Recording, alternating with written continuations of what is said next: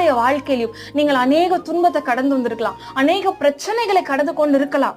கர்த்தருடைய வார்த்தை ஒரு வாக்குத்தத்தம், நான் உன்னை ஆசீர்வதிப்பேன் என்ற வாக்குத்தத்தம் இருக்கலாம். ஆனா நீங்க வாழ்க்கையில அநேக பாடுகளை படுகிறவர்களா இருக்கலாம். கவலைப்படாதீங்க, அந்த வாக்குத்தத்தம் ஒரு நாள் நிச்சயமாய் நிறைவேறும். கர்த்தர் கொடுத்த வாக்குத்தத்தத்திற்கு எதிர்மாறாய் உங்களுடைய வாழ்க்கை இருக்குமானால் அதுதான் உங்களுக்கு ஆசீர்வாதத்தை கொண்டு வர போகுது. பட்டு போய் இருக்கிறதான உங்க வாழ்க்கை தான் கர்த்தர் துளிர்க்க செய்ய முடியும். அப்பதான் நீங்க சாட்சியா இருக்க முடியும். நீங்க எதை குறிச்சு கவலைப்படாதீங்க, காத்திருங்க. கர்த்தர் உங்களுக்கு பெரிய காரியங்களை செய்வார். நிச்சயமாகவே முடிவு உண்டு.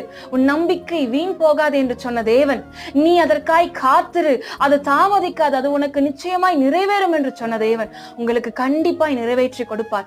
கர்த்தர் உங்களுக்கு கொடுத்த வார்த்தை ஒன்று மாறாது, அது ஒரு நாள் நிறைவேறும். இந்த கஷ்டங்கள் எல்லாம் தீரும். நீ துன்பத்தை கண்ட வருஷங்களுக்கு ரெட்டிப்பாய் கர்த்தர் களிப்பையும் சந்தோஷத்தையும் உங்க வாழ்க்கையில தர வல்லவராய்